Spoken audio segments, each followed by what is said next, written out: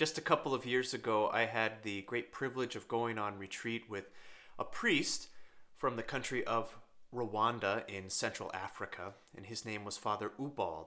And I couldn't pronounce his last name if you asked me to. But he was a well known priest. He actually traveled a lot in the United States doing talks and talking to a lot of different people. He was a missionary. He called himself an apostle of forgiveness.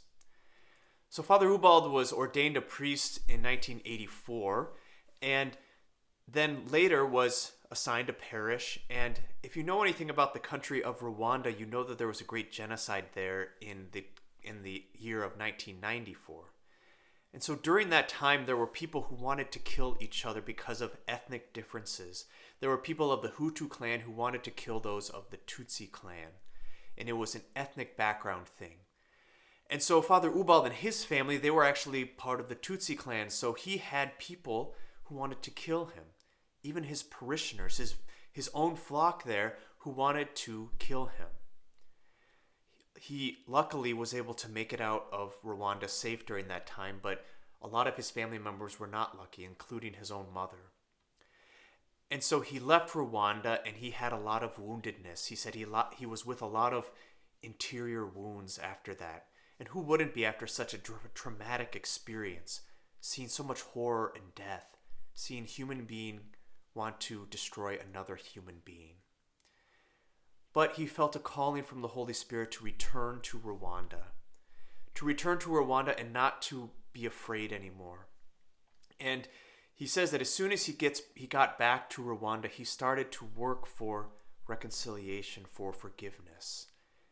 And it was an incredible story of how he would bring people together, one who was a victim of the genocide, one whose family members were killed or in some way they were oppressed, and he would bring them face to face with those people who oppressed them, those people who killed their family members, and they would seek reconciliation. It was amazing. And to see how this brought so much greater peace and reconciliation, forgiveness to this country where there was so much hate, so much horror that had happened. He himself even did this as well. He forgave the person who killed his own mother. He forgave them and they're good friends. Even to the point where this man had to go to prison for his crimes. And Father Ubald then took on the financial burden of putting his children through school. This man who was in prison, he put his children through school. This man who killed his mother, he's putting his kids through school. Because his heart had changed. His heart was able to forgive.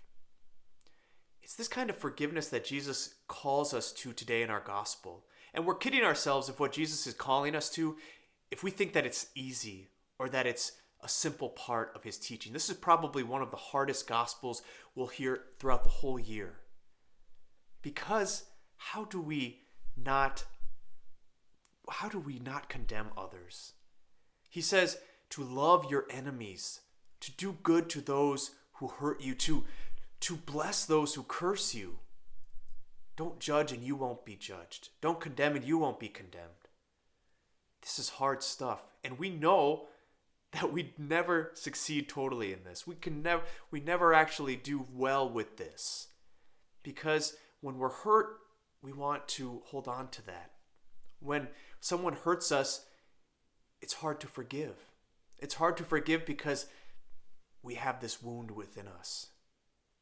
So how can Jesus call us to this? How can he call us to something that is so difficult? We know as human beings that it's almost impossible to do, to forgive someone else who's hurt us. It's because Jesus knows that we're capable of more, that we are capable of more. We see in the second reading, St. Paul is talking to the Corinthians about the old man and the new man. The old man being Adam, the earthly man, our first father, Adam, from an earthly level. That he fell to the temptation of sin, and that we too have that temptation to sin in us. That we can all fall to those things, to doing the wrong thing. But he says that we are also created in the image of the new man, Jesus. We are to be recreated in him. So through that recreation in Jesus, that's the only way that we have any way to actually do these things that Jesus is calling us to forgive from the heart, to truly forgive another person, to really love our enemies who have hurt us. I've had the experience sometimes, even here in the Circle of Saints clusters in the few months I've been here, where I'll come up to a kid and that kid thinks that I'm God or that I'm Jesus, probably because of the vestments I wear at Mass. And I think it's kind of funny, it's kind of humbling. If maybe you've had that sort of experience where someone thinks that you look like someone else. I hope that I look like God when I'm at Mass. I hope that I look like Jesus when I'm at Mass. By the way that I pray, by the way that I approach other people, that I might be the image of God's Son to other people. That's what we're called to really forgive as the Lord forgives, to be merciful like the Father is merciful. God's not calling us to something that is within our human power to do. He's calling us to something that is on a higher spiritual level, something that is a supernatural gift that's given to us by the Holy Spirit through our baptism that the Lord has entrusted us with. And it's only through entrusting ourselves to the Holy Spirit, to having a complete surrender, that we can actually forgive from the heart. And just to be clear, forgiveness does not mean that the person who's hurt us gets off the hook, or that what they did is okay, or even that we have to tell them that we've forgiven them. Rather, it releases us. It releases our hearts from that burden, from that knot that's there. Whatever's binding us up, it allows us to let go and to not hold that person with contempt in our hearts. And if we think that still this is not possible for us to do, we should hear the words from the Catechism. What the Church teaches when she speaks about the Lord's Prayer, specifically that part where we say, as we forgive those, so forgive us our trespasses as we forgive those who trespass against us. This is what it says in that point. It is not in our power not to feel or forget an offense. So it's not in our power to just simply say, okay, I've now forgotten this person who has hurt me, wounded me so deeply. It's not in our power to do that. That's not what forgiveness means. Rather, but the heart that offers itself to the Holy Spirit turns injury into compassion and purifies the memory and transforming the hurt into intercession. So the Lord is asking us simply to offer our woundedness, whatever it is where we've been hurt by another person, to the Holy Spirit. And in that offering, our hearts are purified. In that offering, we are made free. And it's not in our power to forget how we've been hurt, but it is in our power to let go of the bitterness and the anger, because the Lord has given that to us.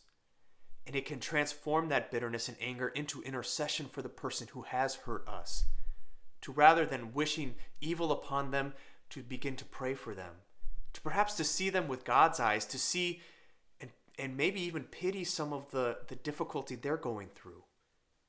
Because people who hurt, wounded people are the ones who wound other people. So if they've wounded us, we can be assured that they probably have wounds themselves. We're called to look like God, especially in the way that we treat our neighbor, especially in the way that we treat our enemies, by forgiving, by not judging, by not condemning. So that when people see us on the street, they might think, is that God? No. That's just Stan. He looks like God. Is that God? No, that's Jackie. She looks like God. Because of the way that we act. Because they'll know that we're Christians by our love, right? We're called to forgive. We're called to love our enemies. And we're called to be merciful, just like the Father is merciful.